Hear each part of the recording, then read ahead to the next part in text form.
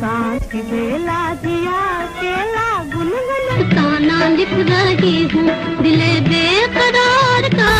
उनका मुंह तोड़ेंगे। नहीं, तू तो मेरी पतली सी बांसुरी है, बांसुरी बांसुरी। अभी 60 के दशक की ये अदाकारा जिसने लोगों को खूब हंसाया, साथ ही अपनी सुरीली आवाज से हिंदी सिनेमा में जादू बिखेरा।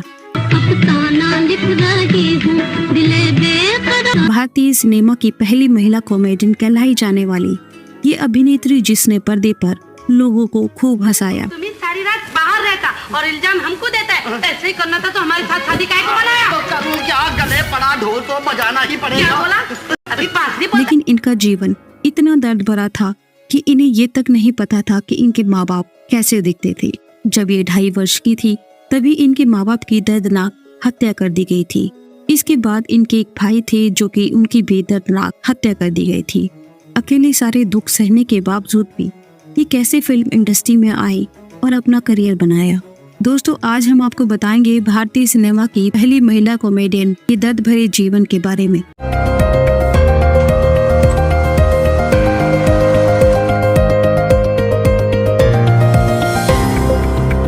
दोस्तों, आज हम बात कर रहे हैं 60 के दशक की पहली महिला कॉमेडियन टुनटुन के बारे में। असल जीवन में इनका नाम उमा देवी था। इनका जन्म 11 जुलाई 1930 को उत्तर प्रदेश के अमरोहा जिले में हुआ था। पैदा होने के 2.5 साल बाद ही मानो उन पर दुखों का पहाड़ टूट पड़ा था। उनके परिवार और रिश्तेदारों के बीच प्रॉपर्टी को लेकर एक विवाद था, जिसके चलते इनके माँ बाप की दर्दनाक हत्या कर दी गई। टुनटुन को कभी नहीं पता चला कि उनके माँ बाप कैसे दिखते थे, क्योंकि जब उन लोगों की हत्या की गई थी तब वो बहुत छोटी थी। एक उनके भाई भी थे जो कि उनका बहुत ख्याल रखते थे, लेकिन उनका भी साया थोड़े समय बाद हट गया। जब वो 4 साल की हुई तो रिश्तेदारों ने उनके भाई की भी दर्दनाक हत्या कर दी।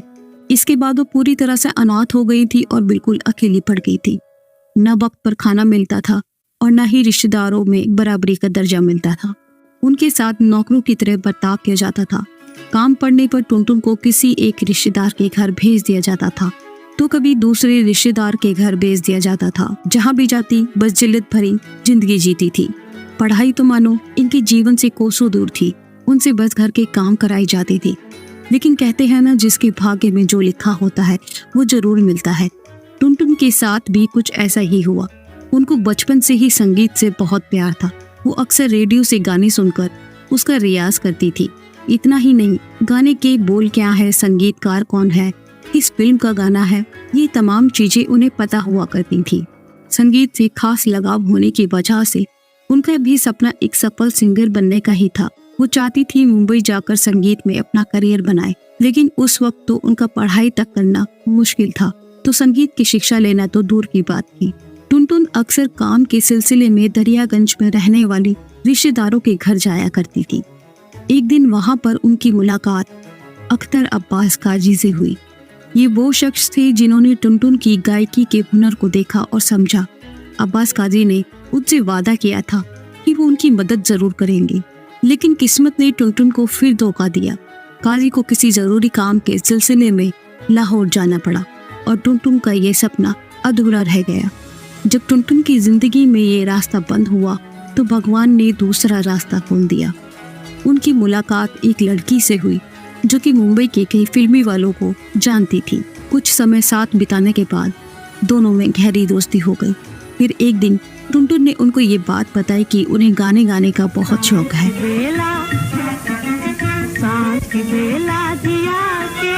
उन्होंने कहा कि तुम मेरे साथ मुंबई चलो।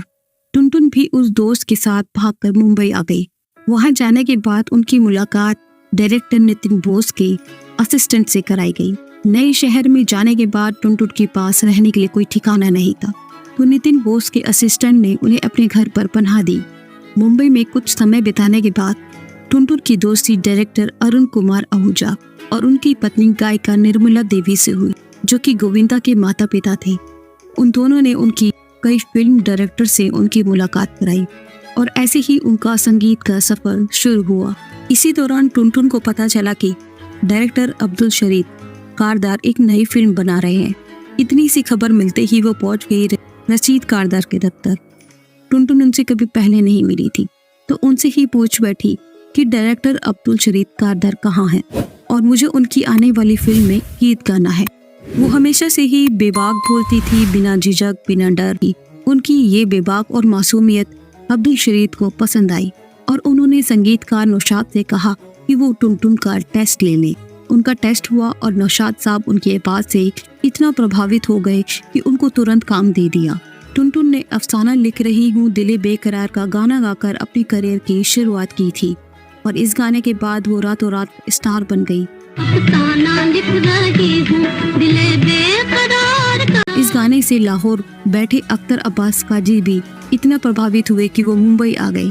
ये वही अब्बास काजी थे जो शुरुआत में टुनटुन की मदद करना चाहते थे, लेकिन उन्हें किसी कारणवश लाहौर जाना पड़ा था। मुंबई पहुंचकर उन्होंने सीधे टुनटुन को शादी के लिए प्रपोज कर दिया। टुनटुन भी उन्हें पसंद करती थी, जिसके बाद दोनों ने 1947 में शादी कर ली और उन्हें प्यार से मोहन बुलाती थी। शादी के बाद टुनटुन मां बनना चाहती थी, इसलिए उन्होंने फिल्म इंडस्ट्री से दूरी बना ली। बच्चे हो जाने के बाद वो फिल्म इंडस्ट्री में वापसी करना चाहती थी। वो सीधे जाकर नौशाद साहब से मिली। तभी टुनटुन ने नौशाद जी से कहा कि मुझे फिर से गाना गाना है, आप कोई गाना बताइए। थोड़ी देर चुप होने के बाद नौशाद जी बोले, टुनटुन अब इंडस्ट्री का माहौल बदल चुका है। लता मंगेशकर जैसे सिंगर संगीत की शिक्षा लेकर इंडस्ट्री में कदम रख चुके हैं।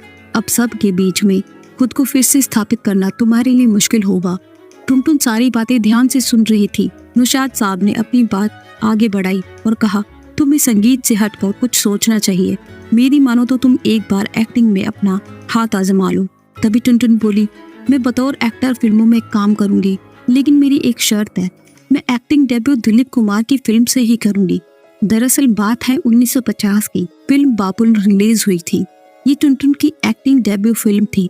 इस फिल्म में दिलीप कुमार के साथ टुनटुन नजर आई थी और इसी फिल्म के एक सीन की वजह से इनको टुनटुन का नाम मिला, जो कि दिलीप कुमार ने दिया था।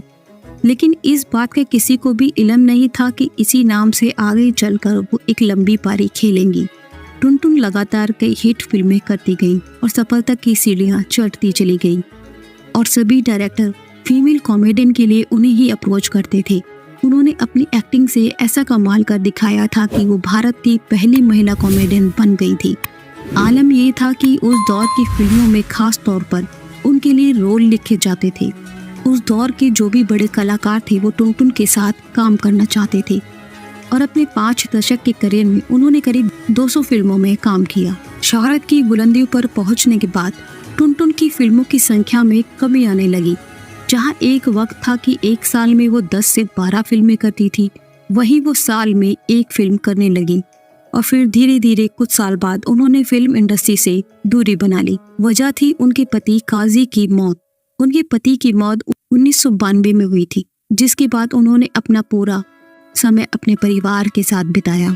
लेकिन दुख तो इस बात का था कि इतना सफल करियर होने के बावजूद भी टुनटुन को किसी भी नेशनल अवार्ड से सम्मानित नहीं किया गया। ताउम्र दर्शकों का प्यार ही उनके लिए सम्मान था। हालांकि ये गौर करने वाली बात थी कि जिस किरदार ने फिल्मों के माध्यम से अपने दर्शकों को हंसाने और लुभाने में कोई कसर न छोड़ी, उसको किसी सम्मान से नवाजा नहीं गया। आखिरकार 24 नवंबर 2003 को मुंबई में टुनटुन ने अंतिम सांस ली थी। वो लंबे समय से एक गंभीर बीमारी से जूझ रही थी, जिसकी वजह से 80 साल की उम्र में उनका देहांत हो गया। तो दोस्तों, ये था भारत की पहली महिला कॉमेडियन का सफर, जिन्होंने लोगों को अपनी कॉमेडी से खूब हंसाया और अपनी सुरीली आवाज से लोगों का खूब प्यार बटोरा। आशा है आज की पेशकश आपको अच्छी लगी होगी। मिलते हैं आपसे अगली पेशकश में, तब तक के लिए टेक केयर।